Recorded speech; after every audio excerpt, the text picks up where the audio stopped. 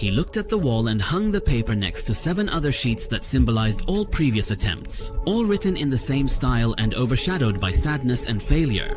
Then he leaned back and let his mind drift into a stream of memories, taking him back 6 years to when he was in his final year at university, and fate had it that he met Mona, a girl from his hometown, by chance.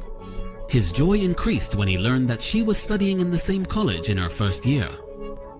That day, their meetings happened frequently, whether intentionally or unintentionally. At that moment, a deep sigh pulled him from his memory and he exhaled forcefully, indicating anger and sadness. Then he looked at the paper hanging below the other 8, on which it was written, "Rejected for the same reason."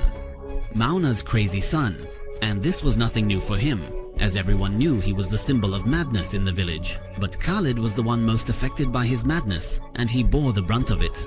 The first time he proposed to Muna, her father looked at him with disdain, saying, "Who are you to marry Mona? What have you done in your life that makes you special and worthy of her?" Khalid, of course, felt the answer hit him in the chest, and his face turned colors. He began to talk about himself, his academic and financial situation, and how he was currently living with his grandfather after the death of his parents.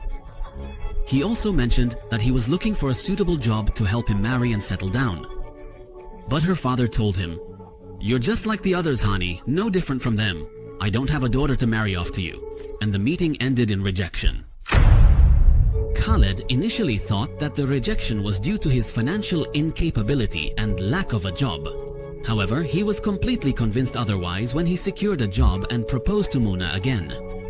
The painful scenario repeated itself and he was met with rejection once more.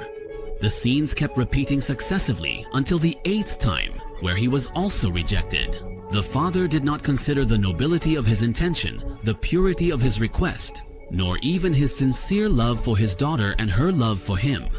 At this point, Khalid reached his breaking point and exploded in his face, saying, "I haven't done anything in my life to make me a legendary hero for your daughter. We know you fought in 73 and you've humbled us enough with your stories. So, you want a hero for your daughter? Tell me how. Tell me what to do to make me Hercules in your eyes." Then he looked at him, his eyes red and sparking with anger, and said furiously, "You will marry Mona, whether you like it or not. You will marry her. All the villagers know the oddity of this man who wants to marry his only daughter to someone unique, a king of the jinn or a legendary hero from fantasy tales." Therefore, they stopped asking for his daughter's hand, certain that her fate was inevitable spinsterhood, except for our friend Khalid, who began to think about what would make him unique, but he doesn't know what it is.